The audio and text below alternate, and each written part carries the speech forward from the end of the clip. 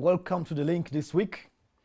And tonight we are still talking development, and we are going to be speaking to Uganda Development Corporation.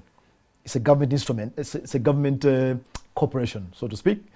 And in the studio, my guest tonight is Dr. Patrick Birungi, who is the Executive Director for the Uganda Development Corporation. So, Doctor, welcome. Our minutes are always never enough, so we'll start straight away. What really does Uganda Development Corporation of today do? There used to be one, but we have kind of a new one today. The core function of Uganda Development Corporation, whether old or new, remains the same. The environment has changed, and Uganda Development Corporation today is the investment arm of government. Established by the UDC Act of 2016, with the core function of investing in strategic areas on behalf of government. So wherever government feels that these are strategic areas for one reason or another, UDC goes in. Now we do it with the private sector.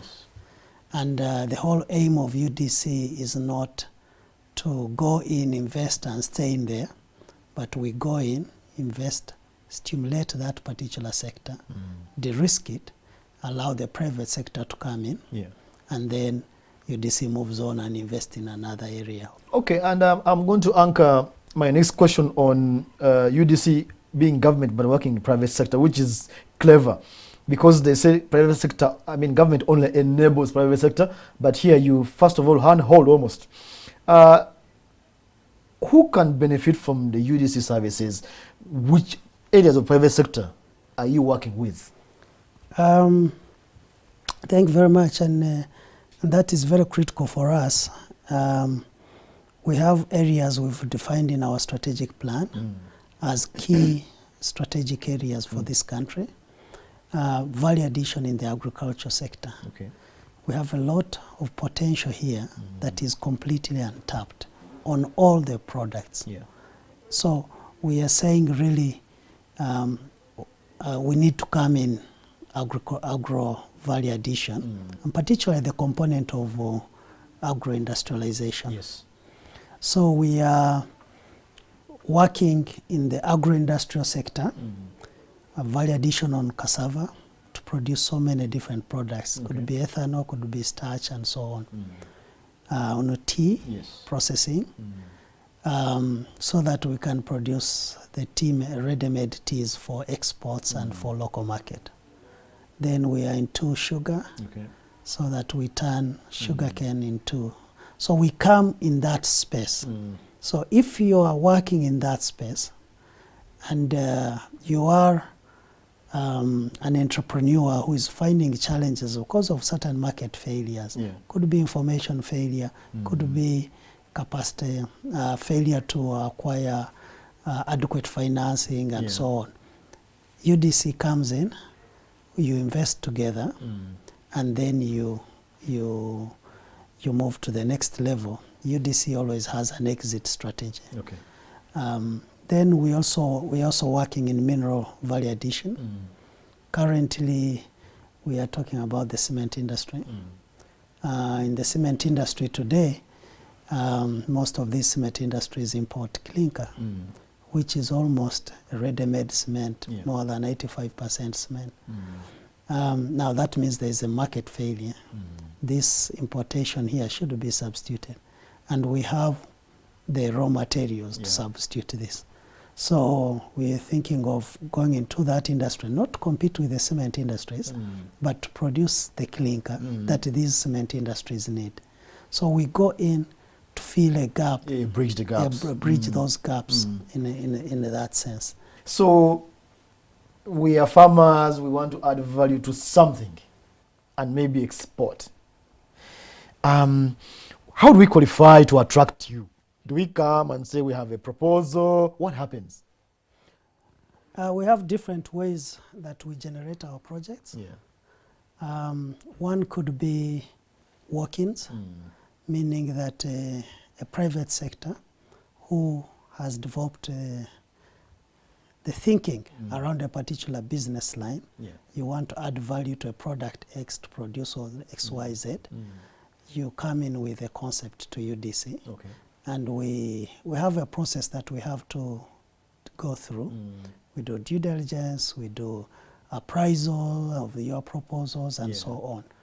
But we can also, when we feel the idea makes sense, we can work together to develop what you haven't done. Okay. Like a detailed feasibility study. So we can work together towards that.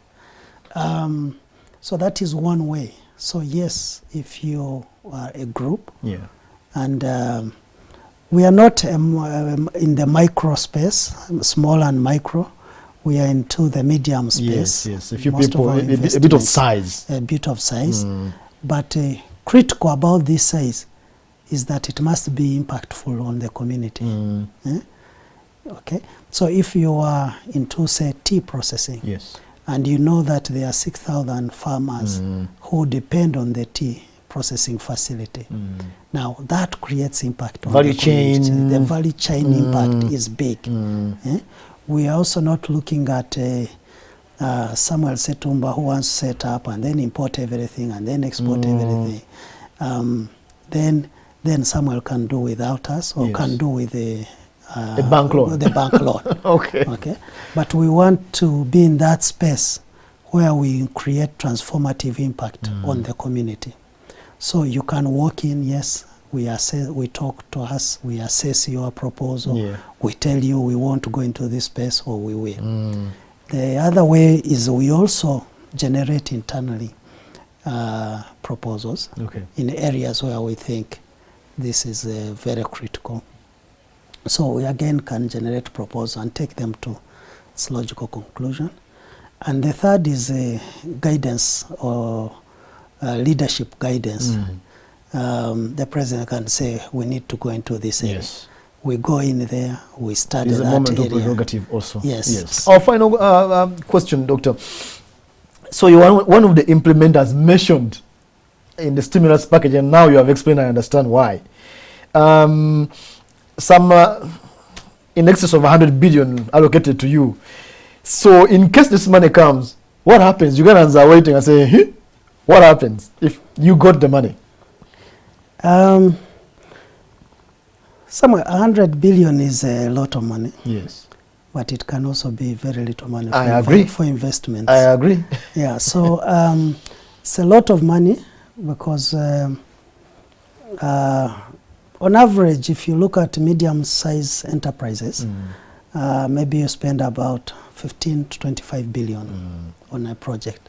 So meaning that you can have 6-7 billion, 6-7 projects established across the country, depending on the industry. But also when you look at a big facility, it may not even be enough for one project.